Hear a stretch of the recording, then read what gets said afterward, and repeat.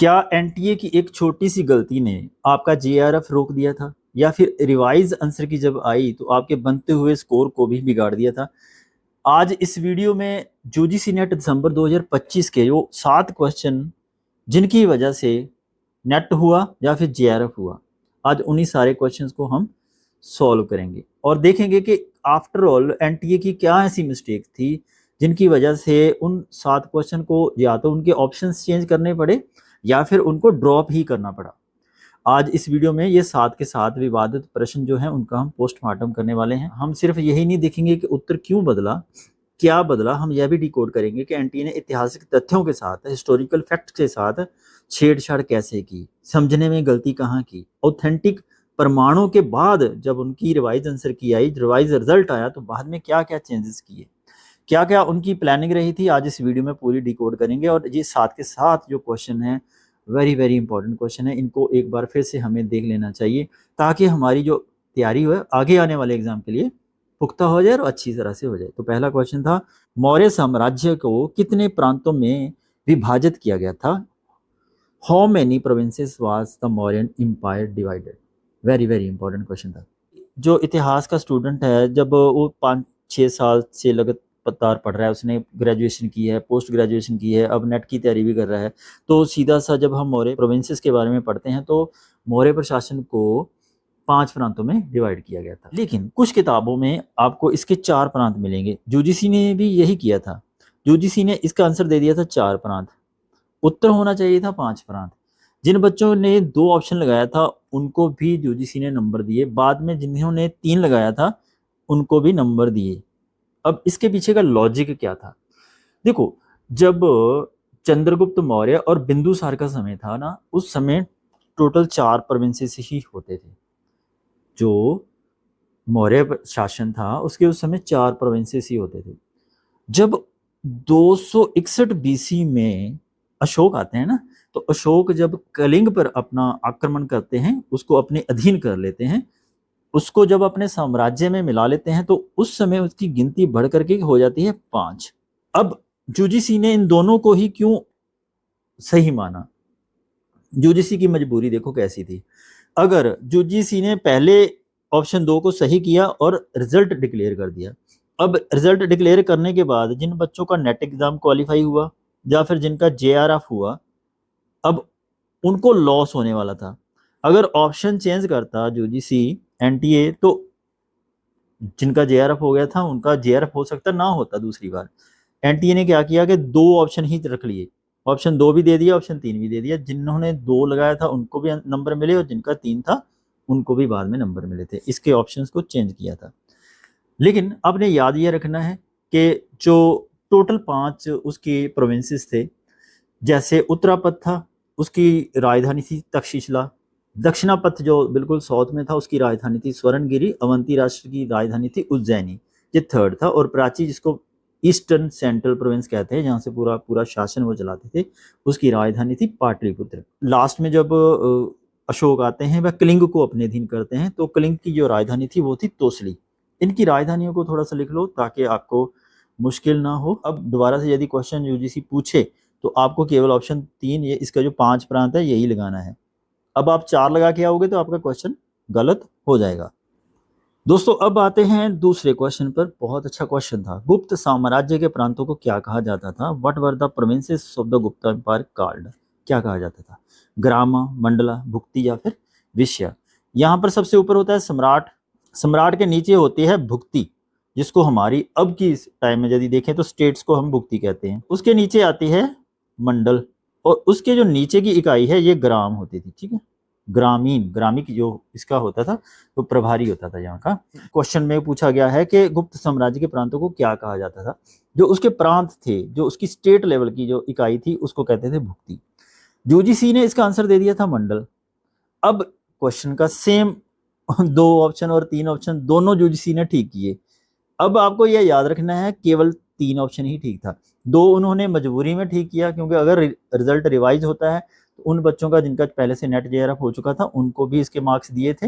लेकिन अगर दोबारा क्वेश्चन पूछ लिया जाए तो आपको भुक्ति ही लगा के आना है। भुक्ति को चलाने वाले जो होते थे उसको राजपाल या फिर उपारिक कहते हैं। गुप्त साम्राज्य के दौरान जो स्टेट तो नॉर्थ इंडिया की थी उनको कहते थे भुक्ति, जो साउथ इंडिया की थी उनको कहते हैं मंडल या मंडलम। तो इसलिए ये थोड़ा सा कन्फ्यूजन यहाँ पर बना था। अब जो जिसी क्वेश्चन आपसे पूछे तो आपका आंसर होना चाहिए ऑप्शन 3 भुक्ति। चलिए आगे बढ़ते हैं अगले क्वेश्चन पर। भारत के निम्नलिखित जातिगत सुधारों को सही क्रोनोलॉजिकल ऑर्डर में लगाना था। Arrange the following caste related reforms movements of India in the correct chronological order. Vaikom satyagraha, Mahad satyagraha, self respect movement, Bahishkrit Hitakarini Sabha या फिर all India depressed classes leaders conference. तो वीडियो को पॉज कर लीजिए, आप खुद ही इसका आंसर लगाने की कोशिश कीजिए ताकि आपको थोड़ा सा याद भी हो जाए। टी के माधवन कुछ और अन्य नेताओं ने मिलकर के केरल के मंदिरों में प्रवेश और छुआछूत के खिलाफ एक मुहिम चला रखी थी जिसको हम वाहिकोम सत्याग्रह कहते हैं। तो ये हुआ था मार्च 1924 को, ये ईयर आपने याद रखना है। दूसरे नंबर पर आएगा बहिष्कृत हितकारिणी सभा। बहिष्कृत हितकारिणी सभा जो थी इसके लीडर थे, इसको लीड करने वाले थे वो थे doctor B are Ambedkar ji. ये हुई थी 20 जुलाई 1924 को। और जो थर्ड नंबर पर आएगी वो आएगी आत्म सम्मान आंदोलन, सेल्फ रिस्पेक्ट मूवमेंट। ये हुई थी 1925 को। ईवी रामास्वामी पेरियर ने तमिलनाडु एरिया में जो ब्राह्मणवादी वर्चस्व था ना उसके खिलाफ ये वाली मुहिम शुरू की थी, सेल्फ रिस्पेक्ट मूवमेंट 1925 में। आगे आएगा आपका महाड़ सत्याग्रह, बहुत इंपॉर्टेंट है। यह यूजीसी ने कितनी बार पूछा है, जितनी बार आप क्वेश्चन पेपर सॉल्व करके देखोगे ना हर बार आपको ये वाला महाड़ सत्याग्रह डायरेक्टली क्वेश्चन में पूछा जाता है। 20 मार्च, इसकी डेट याद रखना आपने, ठीक है। 20 मार्च 1927 को ये वाला सत्याग्रह हुआ था। महाराष्ट्र में एक जगह पड़ती है महाड़, वहां पर ना एक तालाब था, तालाब में जो पीने वाला पानी था ना उसके अधिकार के लिए ये सत्याग्रह किया गया था doctor B are Ambedkar ji के नेतृत्व में। और लास्ट में आएगा all India depressed classes leaders conference जो हुई थी 1930 में, 1930 में। और इसको दोबारा से भी एक बार ऑर्गेनाइज हुई थी 1932 में। पहली हुई थी 1930 में जो नागपुर में हुई थी, बाद में 1932 में भी हुई थी। अब इसकी जो क्रोनोलॉजी है वो ये होनी चाहिए थी, सबसे पहले ए आना चाहिए था, उसके बाद आना चाहिए था डी, उसके बाद आना चाहिए था सी, फिर आना चाहिए था बी और लास्ट में आना चाहिए था ई। ये इसका क्रोनोलॉजिकल ऑर्डर होना चाहिए था, लेकिन यहाँ ऑप्शंस में कोई भी ऐसा ऑप्शन हमें नहीं मिलता, इसीलिए यूजीसी ने इस क्वेश्चन को ड्रॉप किया था। आपने इनके ईयर्स याद रखने हैं ताकि आपको दोबारा से गलती ना हो। आगे बढ़ते हैं अगले क्वेश्चन पर। निम्नलिखित में से कौन सी स्टेटमेंट सही थी? Which of the following statement are correct? First statement ये कहती थी कि ब्राह्मण ग्रंथों में बलि संबंधी कर्मकांड का वर्णन है। ऑप्शन बी कहता है उपनिषदों में दार्शनिक विचार सम्मिलित हैं। सी ऑप्शन आरनायक वनों से संबंधित ग्रंथ। डी ऑप्शन यजुर्वेद गीतों से संबंधित है। अथर्ववेद में तंत्र मंत्र शामिल हैं। अगर हम डी ऑप्शन को, हमने बहुत बार पढ़ा है कि यजुर्वेद जो है वो गीतों से संबंधित नहीं है, जो गीतों से संबंधित ग्रंथ है वो है सामवेद। तो डी स्टेटमेंट यहाँ पर सीधी सी सीधी गलत हो जाती है। अगर डी गलत हो जाती है तो डी यहाँ पर है तो ये इलिमिनेट हो जाएगा, अगर डी यहाँ पर है तो ये भी इलिमिनेट हो जाएगा। केवल दो ऑप्शन बचते हैं, ए ई बी सी, और इसमें भी है ऑप्शन 3 में भी ए बी सी ई। मतलब कहने का कि 4 ऑप्शन तो हमारे ठीक हैं, वो चारों के चारों 2 ऑप्शंस में दे रखे हैं, 2 में और 3 में। जब 4 स्टेटमेंट सही हैं उसको आगे पीछे जैसे मर्जी लिख दो, है तो सही है ना। ब्राह्मण ग्रंथों में बलि संबंधी कर्मकांड का वर्णन है, ये बिल्कुल सही है। वेदों के मंत्रों को समझाने और यज्ञों और कर्मकांडों की विधि बताने के लिए ब्राह्मण ग्रंथों की जो रचना थी वो गद्य में की गई थी। हर वेद का अपना ब्राह्मण ग्रंथ होता है, जैसे कि ऋग्वेद का ऐत्रेय ब्राह्मण है, तो ये कथन तो बिल्कुल सही था। उपनिषदों को वेदांत यानी कि वेदों का अंत भी कहा जाता है। इनमें कर्मकांडों का विरोध किया गया है, जैसे आत्मा, परमात्मा, ब्रह्मांड, गूढ़ दार्शनिक फिलॉसफी जो है ना, रहस्यों पर चर्चा की गई है। आपने एक श्लोक सुना होगा सत्यमेव जयते, वो लिया गया था मुंडको उपनिषद से ही, तो ये कथन बिल्कुल सही था। सी स्टेटमेंट आरनायक का मतलब ही ये होता है वन, फॉरेस्ट, तो यह वाली स्टेटमेंट बिल्कुल ठीक थी। अथर्ववेद में सबसे जो बाद का वेद है, सबसे लास्ट में लिखा गया था आम जनमानस के जीवन के लिए जादू टोना, मैजिक्स वगैरह होते हैं, तंत्र मंत्र, बीमारियों का इलाज, वशीकरण वगैरह सब कुछ इसी में दिया गया है। तो ये बिल्कुल सही स्टेटमेंट है। तो 4 स्टेटमेंट ठीक थी। ऑप्शन हमारे पास 2 थे, दोनों ही ठीक थे। जो किसी ने ऑप्शन दिया था वही हमारा ऑप्शन 2 सही है। अब देखो, जिसका ऑप्शन 2 सही है उसका ऑप्शन 3 भी तो सही होना चाहिए था। तो यूजीसी को ये जो क्वेश्चन था इसके दोनों ऑप्शंस देने पड़े, 2 और 3। औपनिवेशिक काल के निम्नलिखित किसान और जनजातीय विद्रोहों को सही कालक्रम के अनुसार हमने लगाना था। ये सारे के सारे जो विद्रोह थे, बंगाल का नील किसान विद्रोह था, भील विद्रोह, संथाल विद्रोह, इनकी क्रोनोलॉजी यूजीसी कई बार पूछ चुका है। जो सबसे पहले आएगा वो आएगा 1817 से लेकर 1819 के बीच हुआ था भील विद्रोह। इनके ईयर आपने अब यहाँ से नोट कर लेने हैं, लिख लेने हैं। बार बार रिवाइज होते हैं तो आपकी गलती होने की जो प्रोबेबिलिटी वो कम हो जाए, रिवीजन कर लेना। उसके बाद आएगा संथाल विद्रोह जो हुआ था 1855 में और 1856 तक चला था। तो ये संथाल विद्रोह हुआ था झारखंड में सिद्धू और कान्हू के नेतृत्व में। और 3rd नंबर पर आएगा नील विद्रोह जो बंगाल के किसानों ने किया था। नील विद्रोह ये हुआ था 1859 में, 1859 में। और बंगाल में हुआ था दिगंबर विश्वास और विष्णु विश्वास के नेतृत्व में ये वाला आंदोलन हुआ था। उसके आगे आएगा दक्कन के दंगे जो हुए थे 1875 ईस्वी में। अब ये इंपॉर्टेंट थे, पुणे और अहमदनगर में हुए थे। किसानों ने किया थे, किसके अगेंस्ट थे? शाहूकारों के अगेंस्ट। मोपला विद्रोह हुआ था 1921 को। यहाँ पर यदि इसका हम ऑप्शन बना के देखें तो आएगा सबसे पहले बी आएगा, सी, ए, डी और ई। तो ये इन ऑप्शंस में कहीं पर भी नहीं था, इसीलिए ये क्वेश्चन ड्रॉप हुआ। अब गलती कहाँ पर होती है, जो मेन इसके विवाद की जड़ कहाँ पर थी? देखो, जो मोपला विद्रोह है ये 1921 में हुआ था, ठीक है, जब असहयोग आंदोलन चल रहा था। लेकिन 19वीं सदी में भी 2 बार मोपला विद्रोह हुआ था। एक हुआ था 1836 में और दूसरा हुआ था 1854 में। याद रहेगा, ये 2 साल भी आपने याद रखने हैं। ये दोनों छोटे छोटे विद्रोह हुए थे, ठीक है। अगर 1836 को आधार मानते हैं तो पूरे का पूरी क्रोनोलॉजी ही बदल जाती है। अब हमने 1836 को आधार नहीं मानना, 1921 को आधार मानना है। इसीलिए इस क्वेश्चन का आंसर जो लास्ट में आएगा ऑप्शन ई आएगा। दूसरा जो विवादित का कारण था वो था भील विद्रोह। अब भील विद्रोह के भी कई चरण थे। भील विद्रोह हुआ था पहली बार 1817 में, 1825 में और 3rd टाइम फिर से होता है 1913 में गोविंद गुरु के नेतृत्व में।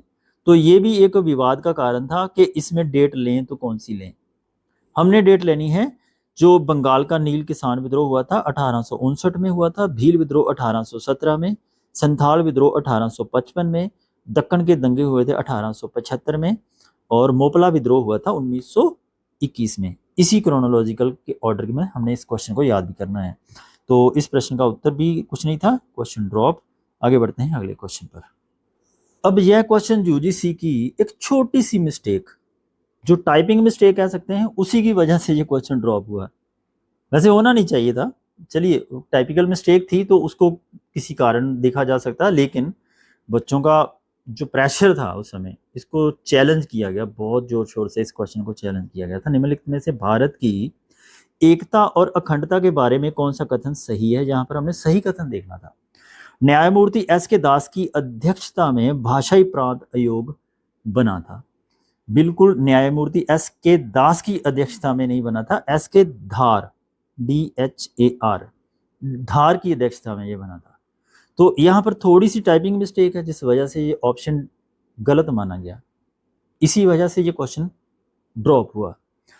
एस के दास उस समय इसकी अध्यक्षता कर रहे थे और ये भाषाई प्रांत आयोग जो बना था ये बना था 1948 में। तो इस कारण ये स्टेटमेंट गलत मानी गई है। और JVP समिति में जवाहरलाल नेहरू, वल्लभ भाई पटेल और पट्टाभी सीतारमैया शामिल थे, ये कथन बिल्कुल सही है। दिसंबर 1948 में ये समिति बनी थी जयपुर में, तो इसमें ये तीनों के तीनों प्रोमिनेंट थे।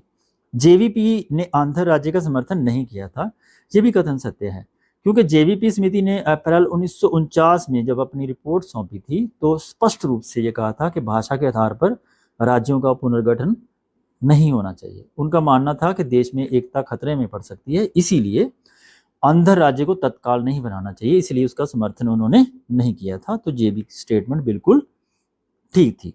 अब बात करते हैं ऑप्शन डी की, पट्टी श्रीमल्लू ने जेवीपी के निर्णय का समर्थन किया था। तो ये स्टेटमेंट गलत थी, क्योंकि जो पट्टी श्रीमल्लू थे उन्होंने जेवीपी के निर्णय का समर्थन नहीं किया था, बल्कि इसके विरोध में अलग तेलुगु राज्य की मांग को लेकर उन्होंने 56 डेज का आमरण अनशन रख लिया था।